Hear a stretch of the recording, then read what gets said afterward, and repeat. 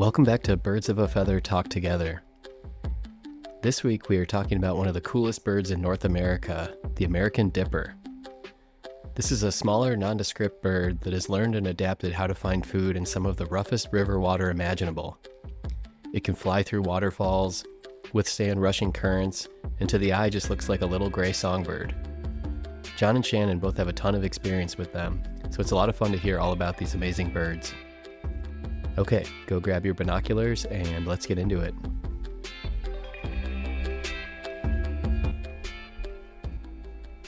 So today we're going to talk about the American dipper, but before we get into that, I just wanted to read a little follow-up from our friend at the Winking Titmouse that sent us those owl pellet pictures. Excellent. So she sent a note and said, we definitely have barred and great horned owls around and hear them frequently, sometimes on our gutters at night. Our field is surrounded by woods and we have a creek with crawdads. I'm also wondering if we might have prairie crawdads as well. Thanks for sharing and for the podcast. I always enjoy listening and love that you all are doing it. Have a great weekend, from Erica. And then she sent a picture of both a great horned owl and a barred owl and like a little video too where you can hear it calling. So I'll make sure to post those on our social, but they're super cool. So thanks for the follow-up, Erica. What a cool place to live. I know. What a life. That's awesome. Yeah. I know. That was my first thought too, John. Yeah. I was like, oh, I want to be there. Yes. Yeah. Totally. As far as anybody knows, North American dippers do not have pellets. Okay. Wait, so did you say North American dipper? Are they not American dippers? So actually, it's a interesting biogeographic story again with the family Cinclidae, which is what the dippers are. There are 5 species, and they're all, well, actually, they're biogeographically separated and have a really interesting distribution. So American dipper is only found really in North and Central America. And then when you get to South America, there are 2 species. And then over in Europe, there are also 2 species in Europe and Asia.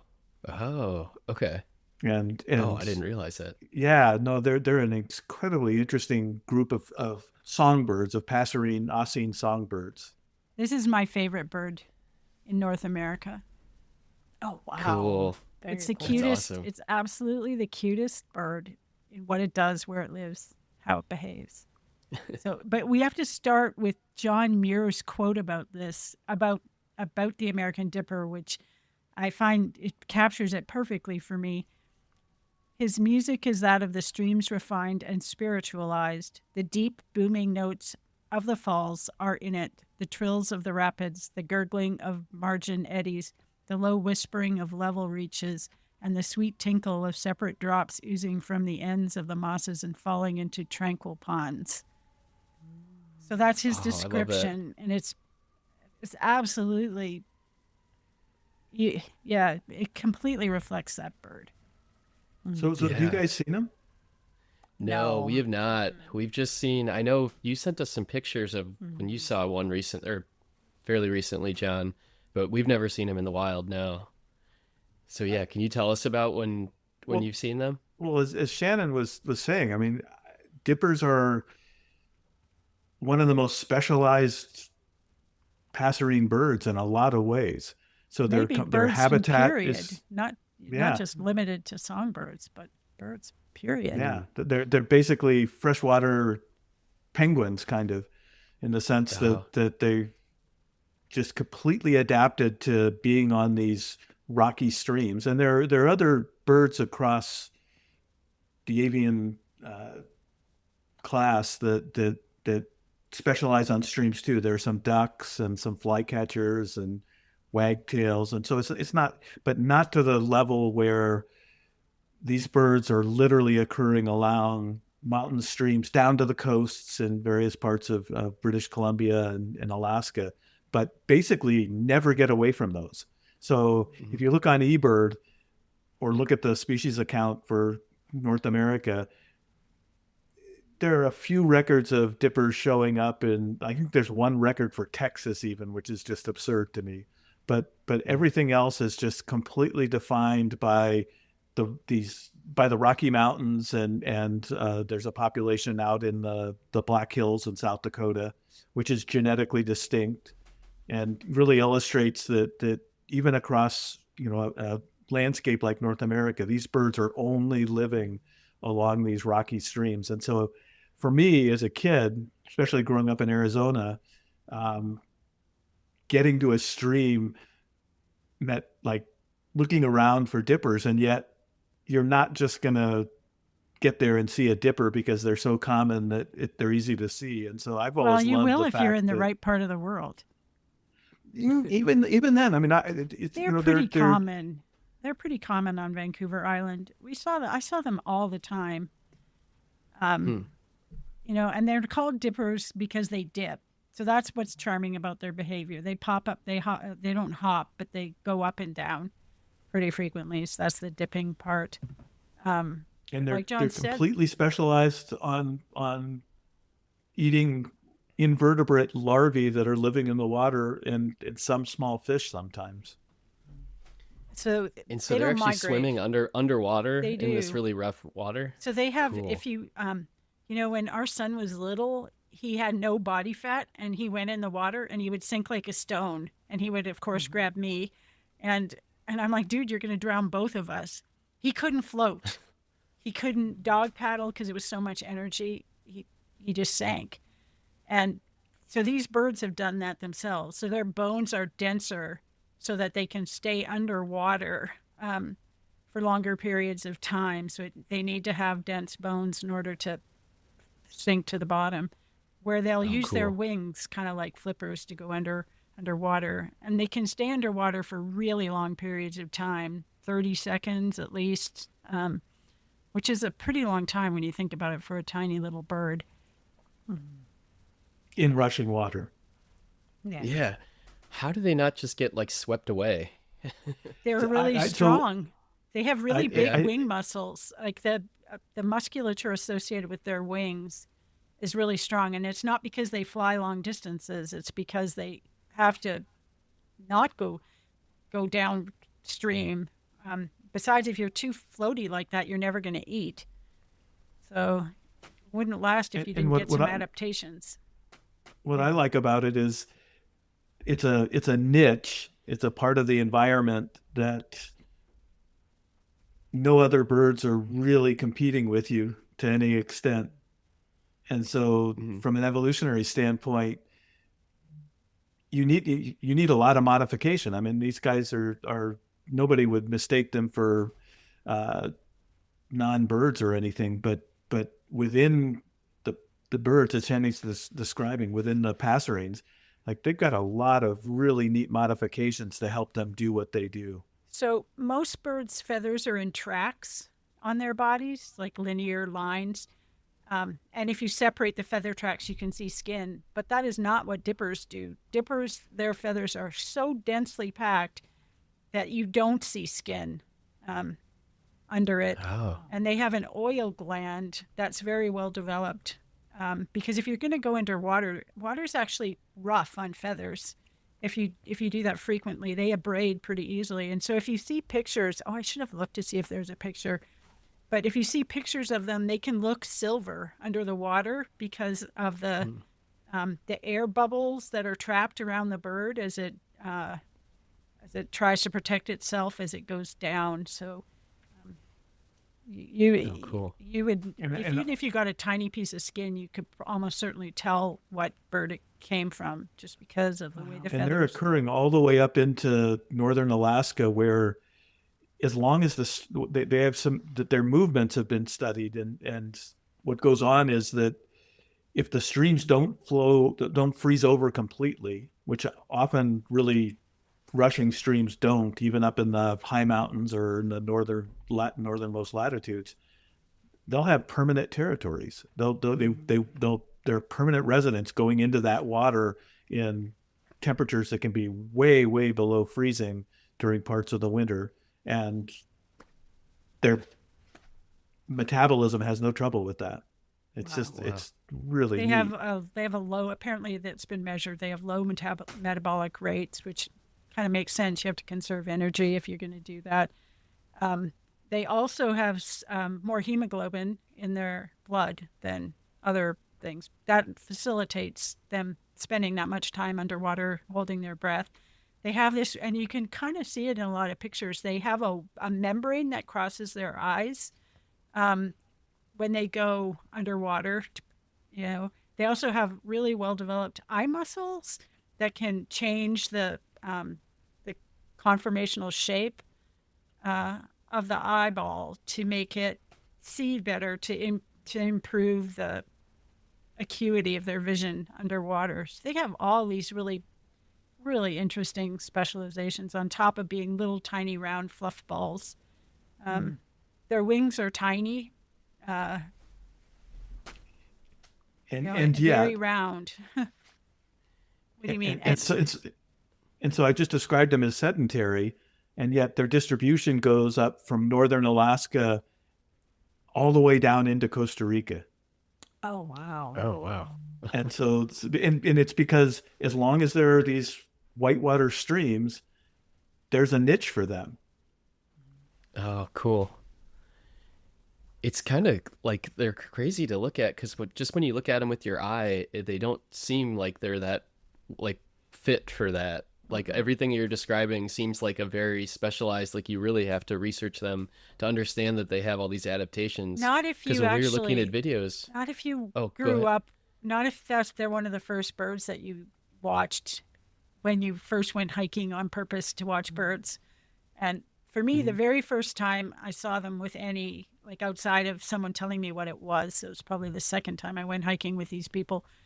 It was in a rushing stream, and there was a waterfall, and the bird, it flew right through the waterfall. This little tiny bird flew right through the waterfall to the side of the stream. The streams it goes on are really pretty small too, and not very deep. So they're shallow and narrow. And so if you see it like that, you're like, holy cow, that little tiny bird just withstood whatever that giant big waterfall with all of its water is. And they nest behind those waterfalls in the cliff rocks and stuff like that. They'll nest behind there and do that pretty frequently. So cool. Yeah. What are their nests like? They build a domed nest, kind of. It's made of two pieces, and there's a side entrance in the dome. And I guess the people think that scientists have said the dome part protects it from rain getting in. It's made of leaves and twigs and small fuzzy things, moss, a lot of moss. Yeah. They're fairly good structures. It's not like, the whining mourning dove nest. It's got some actual physical structure to it. But RJ, so one of the things when you look for them and you're trying to figure out whether they're in the area is that they'll poop on rocks. And so you can often see, if you're looking for them, you can find rocks that have whitewash on it, just like you would look for whitewash under a tree with owls in a cemetery someplace. And at the same time, what I like about them is, there have been plenty of times where I've been on these rushing streams and I'm like, there should be a dipper here. And you don't see one. You've definitely got to work. You're not in British Columbia then. Well, and actually one of the things I was thinking about with that, it'd be interesting to know what time of year you were doing that, because it's another bird where I would say, like, very few people see groups of dippers, but you're right. In the non-breeding season, what happens is the dippers from the mountains up on these small streams that Shannon was talking about come down to the coasts in the Pacific Northwest. And so you can get a higher density because they're feeding along sometimes they're even feeding along the saltwater areas and must be getting some really different stuff as a result. And if when we talked about red ruff fruit crows, we talked about that low kind of intense sound that it makes. Dippers make high-pitched sounds, and that is because their sounds are competing against rushing water.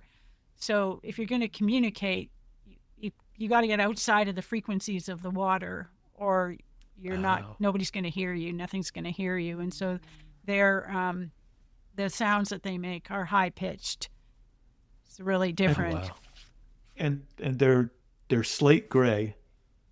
So some of the other species are have some browns and some of them have some whites.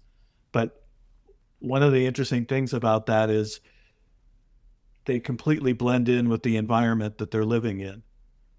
And vocally, I would say that that's got to be an incredibly difficult environment to evolve in, with the one caveat being that in a sense, your entire world is basically longitudinal. It's basically the length of those streams.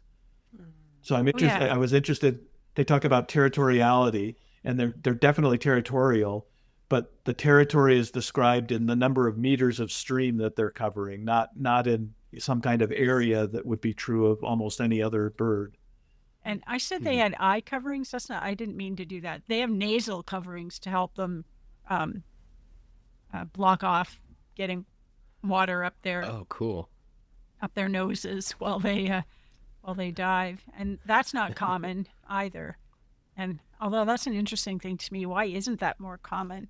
Why don't more birds that go into water have that? Why don't kingfishers have that? Right. They don't. I don't know why. And I actually don't know how kingfishers don't drown. I don't have a good explanation for that. Well, I was wondering how often, coming back to RJ's comment about the rushing water. So one good thing about this habitat too is there may not be very many predators that are going to actually come along a stream like that to hunt dippers. Not none, but there are. And I was wondering whether. I mean, they mentioned floods. So if a flood comes down that river, is it possible that every once in a while dippers get swept away because they? And maybe they do. Something has to happen to give them that big of a distribution. I mean, they can clearly move somehow. They're sitting on little pieces of wood in the stream as they careen down. It's their version of whitewater rafting. Yes. So, growing up in Arizona, southern Arizona, a lot of the streams are ephemeral. They're not even running all year, but the rains come in the winter, and every once in a while, dippers would show up along the streams around Tucson, Arizona, and that was always. I mean, again, it's kind of like this mythical bird just sort of showing up. Well, apparently they don't have. They're not huge amounts of conservation concern, except that population in the eastern part. But they can be very ephemeral in places. This is a big concern about them. As you change water use, you can really take away habitat, or you can create it, because apparently they like to be around some dams that have been created. So if you create running water in places where you also have the rocks, they'll move into the place. But they're also pretty sensitive, and the ones in the east, this is what people are worried about, is runoff and pollution and things like that are in the water makes them vulnerable to population declines there. So, but then the other thing I never thought of about them is apparently they do not tolerate heat at all. So they die when if it gets to a human body, internal body temperature, 98.6, they're dead. Oh, wow.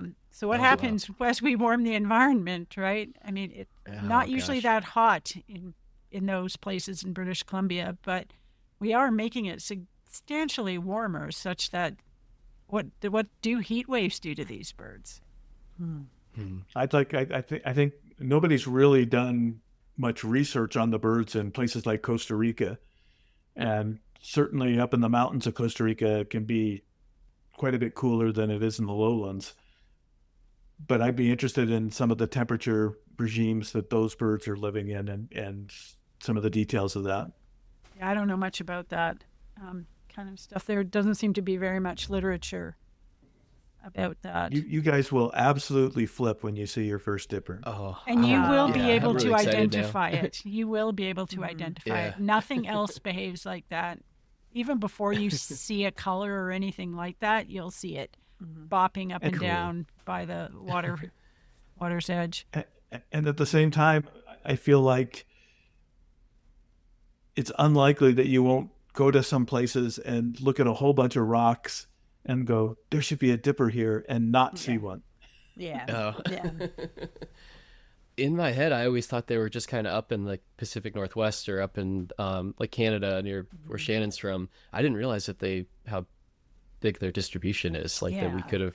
I mean, we've been in areas before where we could have seen them and didn't even think to look for them. So that's cool to know. And again, that's the thing. It's like when you're looking for dippers, in many ways, you're not looking for anything else because you're literally along the stream. As Shannon was saying earlier, I've always had this thought, and I can't remember whether there's any actual research on this, but those areas are so noisy that I would think for a lot of birds, communication would be so thwarted that they actually avoid them as essentially areas, that you want to breed in. So if you're in a valley in the Rockies, you're going to want to stay away from the stream just because you can't hear what's going on. Your job is to not trip and fall into the water because you have to get pretty close to the streams, and at least where I've gone looking for them, it's treacherous walking. I was where I was telling you guys about seeing him last summer was right along the Columbia River, and it was a stream it was a tributary of the Columbia, but the place I went to, it was right at the mouth, and I got there and I hadn't been, I wanted to see him, and I hadn't seen him around trail in any of the places, in part because I probably, again, I think a lot of times you really have to make a concerted effort to look for them. And so this stream was a place I was going to every couple days, and I just started scoping the stream every time I went, and it was probably the third or fourth time before suddenly it was like, wait a minute, that gray rock just moved.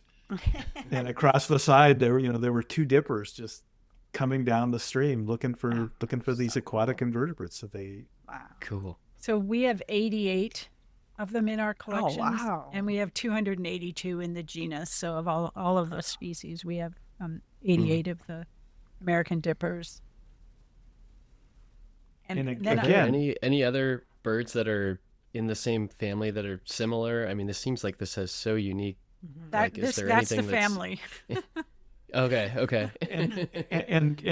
and growing up, I would have said that a lot of the books describe the family as being the sister to the Turdidae, the robins.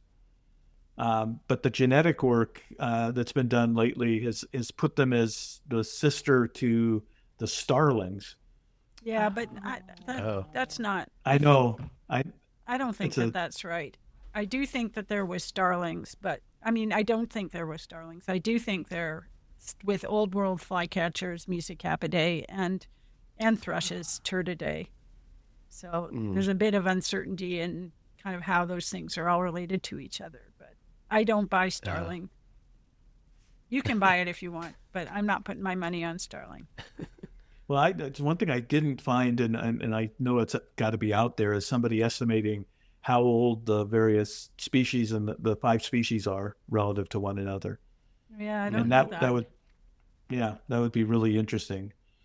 I mean, I think the prediction would be that the Old World ones would be most divergent, but I mean, again, they have just this incredible distribution. So, and it's also neat the places that they don't occur. So, we're talking about them having to disperse to get across, and they clearly got from North America to South America or vice versa, and from North America to Europe and vice versa. But they don't occur in sub-Saharan Africa. So they get to the mountains. Too hot, right. And they don't occur in Australia. Too hot. Yeah. Okay. Okay. So how many birds are are named Dipper? Like how many, and what are those other names? Yeah, they're literally just there are five these members five. of the family, And what and are they're they? all. So there's European dipper. I think it's called brown dipper, which are those are the two Asian ones. North American or American dipper, and then when you get into South America, there are two that are called white capped, which is a northern one. It's a really neat bird you can see in streams like around Machu Picchu in the Andes. And then the last one is I always remember it as Cinclus schultzi. It's brown-throated dipper. Rufous-throated. So there's Rufous-throated. white-throated, brown dipper, American dipper, white-capped dipper, and rufous-throated dipper. Wow. And that those words cover about the extent of the coloration that's in these birds. But again, they're spending most of their lives in this completely gray, deep, low sensory, greens. yeah. Is it like camo? No, it is. It's well, very. It kind of is, but not like camo clothes or anything like that. But I feel like when the you same fly kind of fish, idea, you right? try to look like really blah, Yeah, well, they certainly blend in until you see them move. As soon as you see them move, you know that they're there. But John's right; you can't. If they're standing against a rock, and not moving, you're not going to see them from a distance. And the sexes are similar. And I guess males are bigger than females, which I don't necessarily understand for a bird like that. But it sounds like they're monogamous, I think, right? They're not. There are a few not examples polygynous or polyandrous. There's a few examples of that happening, but not very many. And one of the things is both males and females sing. Oh. And some of that may be because they've got to find each other. And because they're not migrating, both males and females can defend the territory. Huh. I had a question going back to like their nesting. What does it look like for chicks to hatch and make their way into the world in these like rushing waters and being under waterfalls and seriously? Has there been any studies on that or any video or anything? I mean, I don't know, but it's by definition, you're right. It's got to be a source of potential mortality and learn fast or die. That's the I mean, and then do they those teach behaviors the must be chicks... innate, don't you think, RJ? Some of those behaviors, like closing off your nasal passages. That just must be innate, because otherwise you drown while you learn. You can't be the kid, the young dipper asking for nose plugs. And some flippers. Yeah, he's not going to make it. No. Like, we'll try next year. Yeah. I never really thought about what it must be like for the baby dippers to take a look outside of that and think, what the heck? Now what? Yeah. Right. What do I have to do with that? And you're right, RJ. I mean, I've seen things like, I've seen young Cooper's hawks in our backyard that were actually like one came down, went after a chipmunk, and then after that it went up in the tree, and then it just started dropping on this branch and kind of playing with the branch in the yard like it was. And I'm sure it was basically practicing, but it was on its own. And if you're a dipper, Shannon said, well, maybe there's some innateness in this, but you've got to figure out how to dive down, and then not only dive down, but recognize what you're going after when you're diving down. And some of these things I was thinking with these insect orders, so caddisflies and mayflies and what's the other one? Stoneflies have all these interesting larval cases. It's like some of them put stones around the stoneflies actually put stones around themselves as larvae, probably to protect themselves from things like dippers. Yeah, they smash those things open and get the things out that are inside. And they also, if it's curled up, they uncurl it before they eat it, which is kind of interesting. Oh, wow. That's interesting. Huh. But Cool. that's like how do you learn to do that the first time? Right. Right. Wow, that's crazy. So, I've always wondered, now I know, why they're called water ouzels. So in Britain, they were called water ouzels, which is a really strange That's a word. cool name. Yeah. It's very memorable. Yeah. Yeah. I like that word. They've been, I think, Cinclus is Greek for kinklos, which means small. So that's where their Latin name comes from. And ouzel means blackbird. And that's an archaic name for a European blackbird. And so they're named that way, even though that makes 0 sense to me. Like 0 sense to me. People hit, they over, when you don't have much information, you may seize on something. I mean, they're kind of, like I said, I said earlier that I thought they were related to thrushes, and I think that's partly because they're kind of chunky passerine birds. Robins kind of have a big chest, and dippers have an even bigger chest, I would say, kind of relative to the body of the bird. So, okay. Amanda, you kept saying that they look like robins when we were watching videos earlier. That's what I thought. I thought they looked small, like the size of a robin. Yeah, and just kind of plain. Like I was shocked at how plain they looked. They're very plain, and so that's definitely, it's all about the behavior when you see them. They're hopping up and down, walking in rocks, and then just the way they move through their environment is just absolutely unique in terms of being so adapted to these rushing streams the way they are. Yeah, and you can't take a moment off if you're in the stream, right? So you have X number of seconds to breathe underwater before you have to get back out to breathe. But you have to stay underwater. So not only have you made your bones denser, they have to use their wings all the time when they're under the water to stay under the water and not to come back up. The natural instinct of a bird is to come back up, right? Everything about it is set to be aerial dynamic. And, staying underwater is not really good. So they have to really work hard to stay under the water.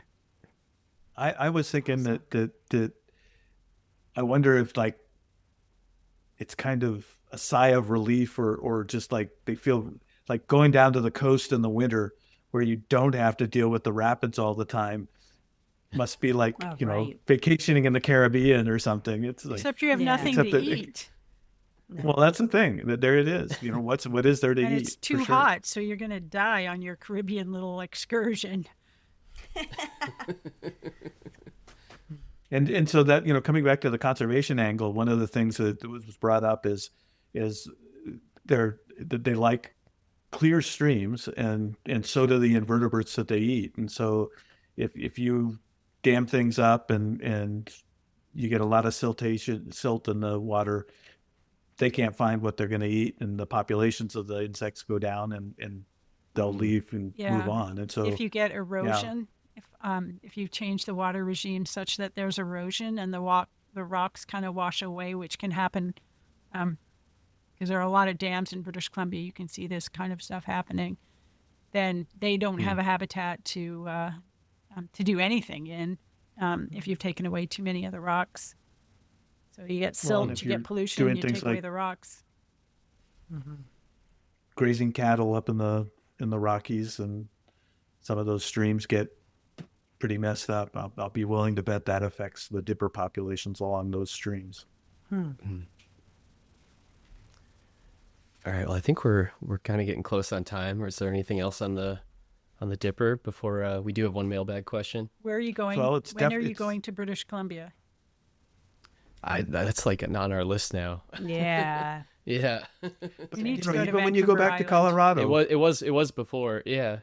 you can find some streams in northern Colorado that'll have dippers on them. I mean, the good thing is that eBird will help you know where and when to go. So you can look at eBird lists, and you'll know the best places recently that people have seen dippers in. That's a good use of technology.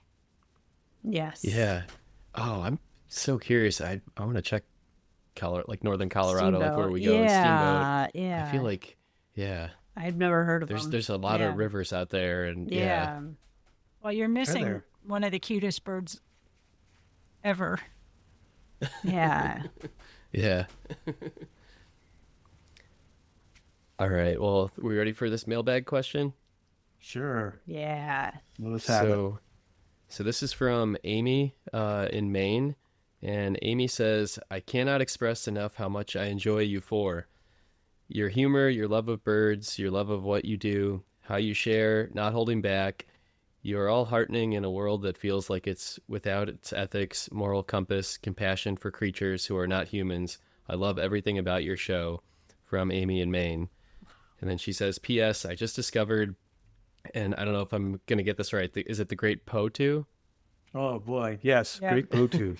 Great Potu. And then she said, I can't seem to find an audio recording of a nighthawk diving. I've heard one in my life on an evening walk, and upon turning down my dirt driveway, I was startled out of my skin, but somehow knew that what I had heard, a bird from the nightjar family, if I'm saying that correctly. Yeah. So, well, thank you, Amy. Yes. It's really sweet. Yeah, what a kind note. Yeah. Yeah. Oh, so nice. Yeah, I don't know about you guys. Do you think of people listening when we're talking? I don't think about that very often. Until you get to the mailbag. I think of you three. That's exactly right. You get to the mailbag, and then I'm like, oh my God, what have I said that's stupid, that I've embarrassed myself by, and now people are listening. Oh my God, and it's not just my family, apparently. So can you tell us about that bird she's talking about? The potu? So these nocturnal birds that are sometimes called goat suckers, the order is Caprimulgiformes. But it's gotten crazy because it turns out hummingbirds, when people like Shannon and the group that she worked with put together phylogenies, the nocturnal things that were called nightjars don't always come together. It's a very old group, and hummingbirds are embedded within. And so the great potu is in the family Nyctibiidae, and then the common nighthawk that she's talking about is in the Caprimulgidae. And so there's a lot of evolution in between, even though they look very similar. Coming back to the talk about rictal bristles when we were talking about red-ruffed fruit crow, these birds have these rectal bristles to catch insects and things. But coming back to vocalizations, so we should play common nighthawk because cool. Yeah. It's a booming thing. Yeah, they're and they call it booming, but it's But Amy should also know that sound comes from its wings. That is not a vocalization. It comes from the way it flexes the wings when it's diving down. So crazy. Super cool. I can play it. So this is both the song and the wing sound. So I think it's going to play the song first, and then we'll hear the wing.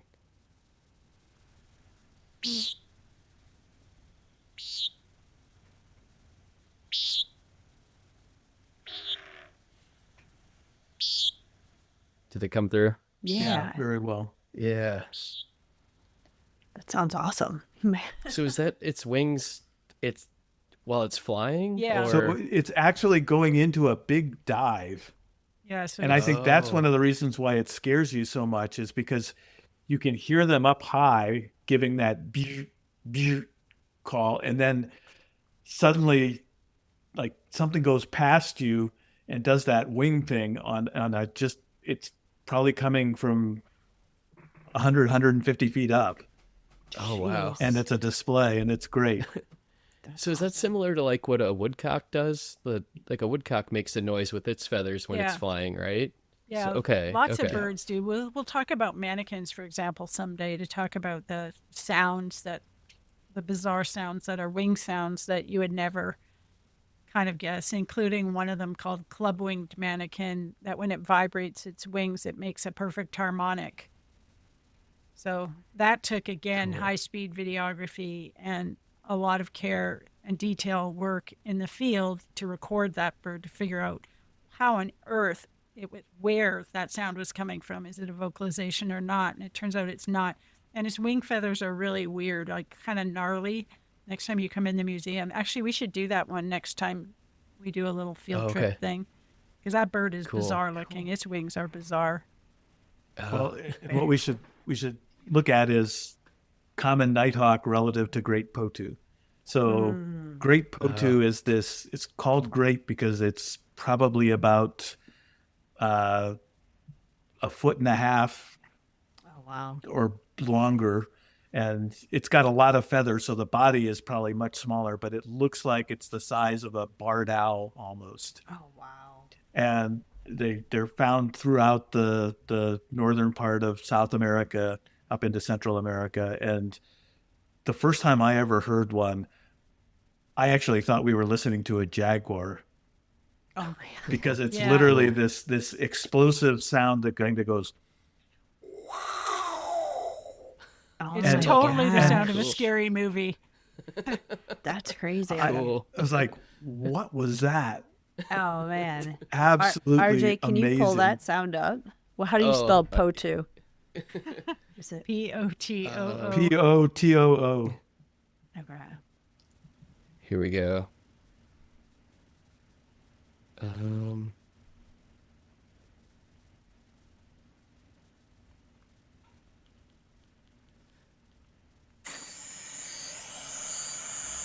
We'll see if this will work.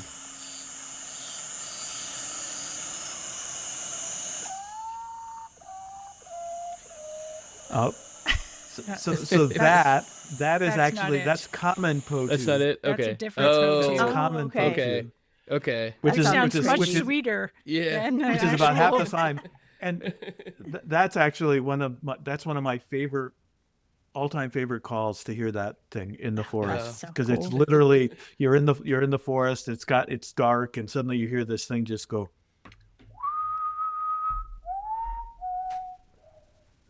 Yeah, no, they're beautiful. Cool. That was good. But great potu is definitely. Yeah, that's way too sweet. That does not strike fear in the hearts of people. What you're going to play now does.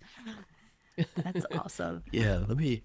Yeah, I don't know why I couldn't find it. I wonder if she couldn't find it. So there's got to be something on Sino Canto. No, I listened to it today. There are vocalizations of. Oh, I have my phone. I have my phone off. So. You know, and it's interesting because. Oh no! I think this is that was common potu. Common. Okay.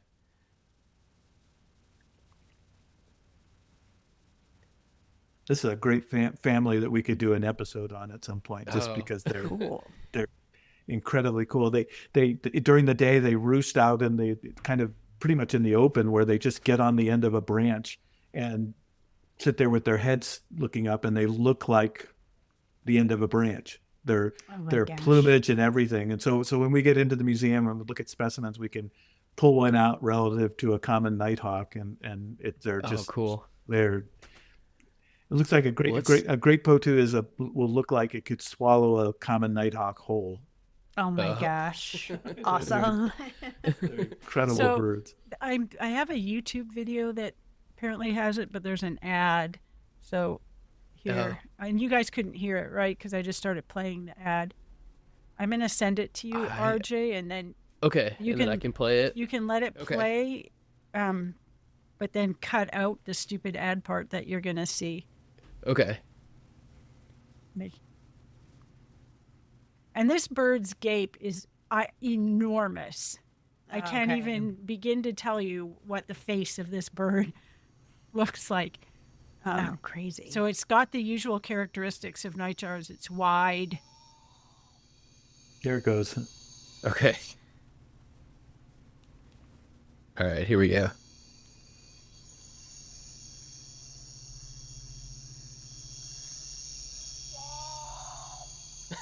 So what do you think, Amanda? Is that my gobble, gobble, gobble? Or... Yeah.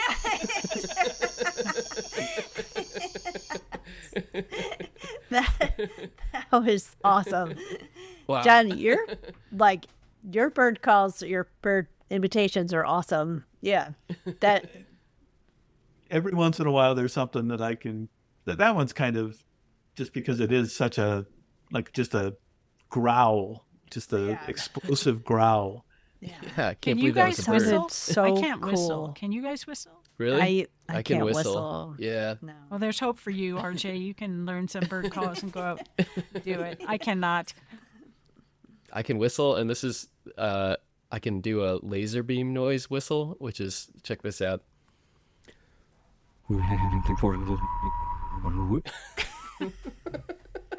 Oh gosh. It's one of my dumb talents Unknown that I never get to. talents.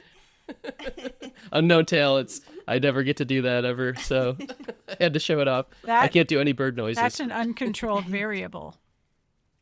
Oh, So the neat thing about common potu is you could do it as a whistle, or you could kind of say it goes. And it's the question is, what would win the contest? Yeah. I wonder if a bird would answer back to that. Yeah. So for sure. yeah. So the first night we had great potu, the thing started responding, and that's when it kind of dawned on me that it was like, wait a minute, I don't think a jaguar would.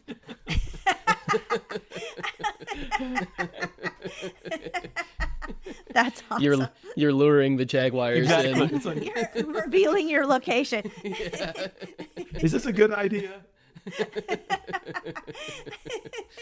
That's so funny. That would be. That's how bad you want to see a jaguar, that you're willing to reveal your Yeah, location yeah. by imitating it. Lure it over. No, more than anything, it was just like, I think my thought was at the time was, if it was a jaguar, the fact that we had headlamps and things would probably scare it off, and I still just wanted to know what it was. And then it became really clear that it was flying around, and that's when things finally clicked in, and it was like, oh, wow. You were like, a flying even cooler. jaguar. Oh, dear. Oh.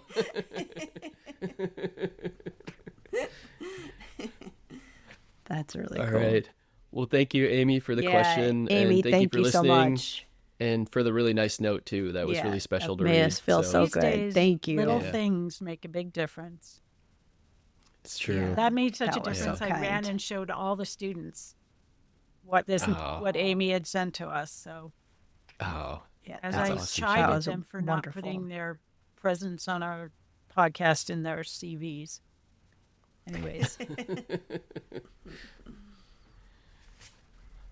all right. Well, anybody want to close it out on this one? John, do your jaguar sound. Yes.